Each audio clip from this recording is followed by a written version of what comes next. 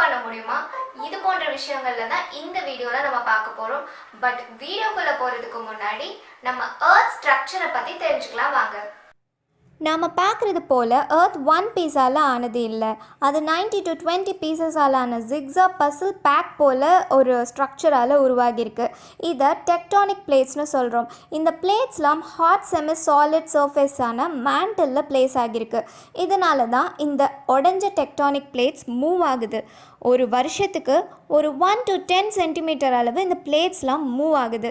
இந்த மூமெண்ட் அதிகமாகும் போது தான் லேசான நில அதிர்வை நம்ம உணர்வோம். அண்ட் எக்ஸ்ட்ரீமாக போச்சுன்னா நிலநடுக்கம் ஏற்படுது. இதை இன்னும் கொஞ்சம் சிம்பிளாக பார்க்கலாம். Inner core, outer core, mantle and crust, இந்த 4 லேயரால் தான் எர்த் ஃபார்ம் ஆயிருக்கு. எர்த்தோட சென்டர் லேயர்னால் அது இன்னர் கோர் தான். இங்கே டெம்பரேச்சர் 4500 to 5500 டிகிரி செல்சியஸில் இருக்கும். அண்ட் இதோட radius 1250 kilometre. Outer core 4500 degree to 5500 degree Celsius டெம்பரேச்சரில் இருக்கும். அண்ட் இதோட திக்னஸ் 2200 கிலோமீட்டர். அடுத்தது தான் இந்த semi solid ஸ்டேட்டான mantle.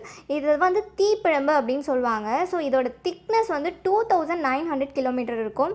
And 84% of the earth total volume இந்த மேண்டிலால் தான் இருக்குது. அடுத்தது இந்த அவுட்டர் லேயர், இது க்ரஸ்ட் அப்படின்னு சொல்லுவோம்.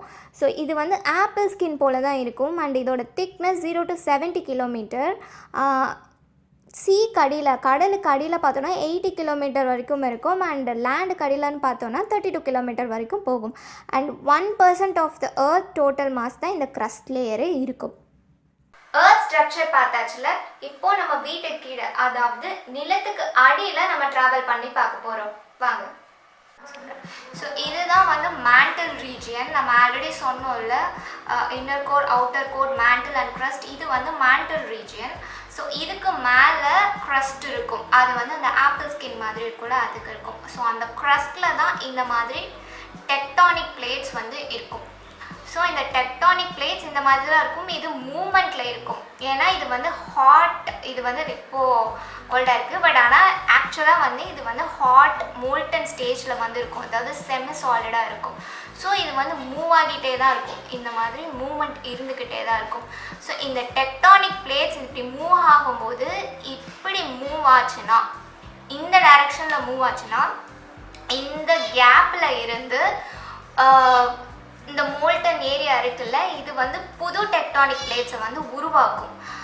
இன்கேஸ் இப்படி இருக்கிற பிளேட் இப்படி உரசிட்டு மூவ் ஆச்சுன்னா அப்போதான் எர்த்குவேக் ஏற்படுது. ஸோ இது சும்மா சாதாரண மூவ் ஆகாது. இப்படி இருக்கிற ஒரு ஏரியா இப்படி உரசிட்டு மூவ் ஆச்சுன்னா கண்டிப்பாக அங்கே சேதாரங்கள் ஏற்படும். இதுதான் இந்த ரீஜன் தான் கிராக் ஆகும். இதுதான் எர்த்குவேக்காக கன்வெர்ட் ஆகும். இன்கேஸ் இப்படி இருக்கிற பிளேட், டெக்டானிக் பிளேட்ஸ் ஒன்றோடு ஒன்று இப்படி மூவ் ஆச்சுன்னா ரொம்ப அதிகமான சேதாரங்கள் ஏற்படும். அந்த ஏரியாவே ரொம்ப கொலாப்ஸ் ஆகிடும், கொலைட் ஆகிடும். இந்த ப்ராசஸில் புது மலை, புது எரிமலையெல்லாம் உருவாக சான்சஸ் இருக்குது. ஃபார் எக்ஸாம்பிள், மவுண்ட் ஆல்ப்ஸ் இந்த மாதிரி ப்ராசஸில் உருவானது தான். அதே போல் இந்த பிளேட் ஆக்சிடெண்ட் கடலில் உருவாச்சுன்னா அதுதான் சுனாமியாக ஃபார்ம் ஆகுது. ஸோ இந்த டெக்டானிக் பிளேட்ஸ் எல்லாம் உரசி அந்த கிராக் உருவானனால இந்த எர்த்குவேக் ஃபார்ம் ஆச்சுல, அந்த கிராக் உருவான ஏரியாவை ஹைப்போசென்டர்னு சொல்லுவாங்க. அண்ட் அந்த கிராக் உருவாகி அது மேலே அந்த பாயிண்ட்டுக்கு எக்ஸாக்டாக, அந்த ஹைப்போசென்டருக்கு எக்ஸாக்டாக மேலே இருக்க அந்த நிலப்பரப்பு பாயிண்ட்டை எபிசென்டர் அப்படின்னு சொல்லுவாங்க. ஸோ இந்த ரெண்டுத்துக்குமான கேப் கம்மியாக ஆக எர்த்குவேக்கோட இன்டென்சிட்டி ஜாஸ்தியாகும். அதாவது பாதிப்புகள் அதிகமாக ஏற்படும். இந்த எர்த்குவேக்லாம் சைஸ்மோகிராஃப்ங்கிற கருவியை யூஸ் பண்ணி தான் அளப்பாங்க.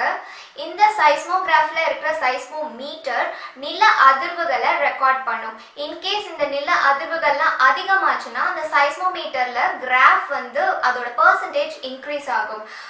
நில அதிர்வுகள்ல இருந்து உருவாகிற அந்த எனர்ஜியை ரிக்டர் ஸ்கேல்ல மெஷர் பண்ணுவாங்க. இந்த ரிக்டர் ஸ்கேல்ல 0ல இருந்து 10 பாயிண்ட் மெஷர்மெண்ட்ஸ் வந்து இதுல இருக்கும். 0 to 2 அந்த அளவுக்கு ரெக்கார்ட் பண்ணியிருந்துச்சுன்னா அது வந்து மைக்ரோக்வேக் அப்படின்னு சொல்லுவாங்க. இது நம்மளால சென்ஸ் பண்ணவே முடியாது.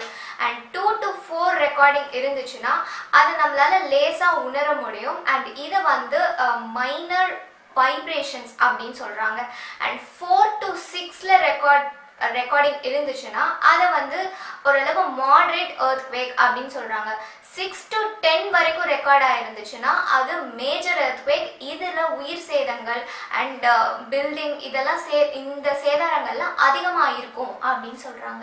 எர்த்குவேக்கை மெஷர் பண்ற இந்த சைஸ்மோகிராஃப் கருவியை உலகத்துல இருக்க எல்லா இடங்கள்லயுமே வச்சிருக்காங்க. அவ்வளவு இப்போலாம் நம்ம யூஸ் பண்ற ஸ்மார்ட் போன்ல கூட இந்த சைஸ்மோமீட்டர் கருவியை வந்து இன்ஸ்டால் பண்ணலாம். அதுக்குன்னு ஆப் எல்லாம் இருக்கு.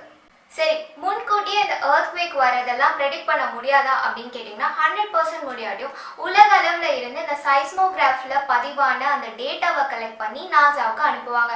நாசா குவேக்சிம் அப்படிங்கிற ஒரு சாஃப்ட்வேர் யூஸ் பண்ணி எந்த ஏரியாலெல்லாம் எர்த்குவேக் வரதுக்கான வாய்ப்புகள் இருக்கு அப்படிங்கிறத ப்ரெடிக்ட் பண்ண முடியும். அவங்களால ப்ரெடிக்ட் பண்ண முடியும். ரீசன்ட் ஸ்டடியில எந்த ஏரியால இப்போ எர்த்குவேக் வரப்போதோ அதுக்கும் பக்கத்து ஏரியால ரேடான் அண்ட் தோரான் அப்படிங்கிற ரேடியோ ஆக்டிவ் பேர் வந்து ரிலீஸ் ஆகிற மாதிரி ஒரு ரிசர்ச் ஒர்க் கண்டுபிடிச்சிருக்காங்க. இந்த radon and thoron radio active gases எப்படி ரிலீஸ் ஆகுதுன்னா அந்த கிராக்ஸ் ஃபார்ம் ஆகுது இல்லையா நிலத்துக்கு அடியில். ஸோ அந்த கிராக்ஸ் ஃபார்ம் ஆகும்போது அங்கேருந்து அந்த கேசஸ் வந்து வெளியில வர்றதாகவும் அண்ட் இந்த கேசஸ் வர்றதை நம்ம கண்டுபிடிச்சினோம்னா அட்லீஸ்ட் 7 days முன்னாடியே அந்த ஏரியாவில் எர்த்குவேக் வரப்போகுதுங்கிறத நம்மளால ப்ரெடிக்ட் பண்ண முடியும். இது வரைக்கும் உலக அளவில் இந்த ரிக்டர் ஸ்கேல்ல அதிகமாக பதிவாயிருக்க ரேஞ்ச் என்னன்னு பார்த்தோம்னா 9.5.